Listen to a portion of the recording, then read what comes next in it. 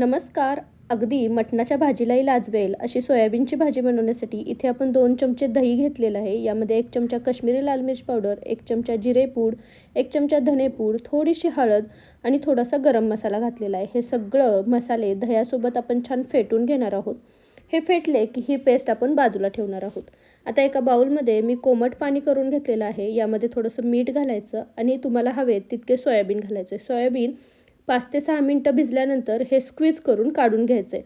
आता कढईमध्ये 1 चमचा तेल घातलं आहे. यामध्ये बारीक चिरलेला कांदा घालायचा. कांदा छान गुलाबीसर रंगाचा होईपर्यंत परतून घ्यायचा. कांदा परतला गेला की यामध्ये अर्धा टोमॅटो घालायचा. तोही छान मऊसूद होईपर्यंत परतून घ्यायचा. मऊसूद झाला की यामध्ये ही तयार केलेली पेस्ट घालून घ्यायची.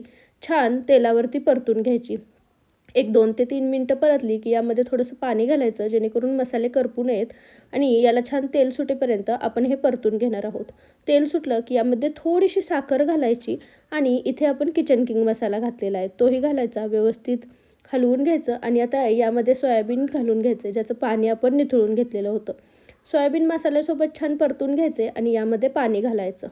पाणी घातल्यानंतर झाकण ठेवून आपण हे छान 5 ते 7 मिनटं शिजवून घेणार आहोत. 5 ते 7 मिनिटांनी तुम्ही पाहू शकता भाजी छान शिजली आहे. इकडे आपण एक छान बटरचा तडका करणार आहोत. त्यासाठी बटर आणि किचन किंग मसाला छान गरम करून घ्यायचा आणि तयार तडका या भाजीवरती घालायचा. कोथिंबीर घालायची. मस्त चमचमीत अशी भाजी तयार आहे. लिंक मी वरती त्रिकोणात दिली आहे. रेसिपी आवडली तर चॅनलला नक्की सबस्क्राईब करा. थँक्यू.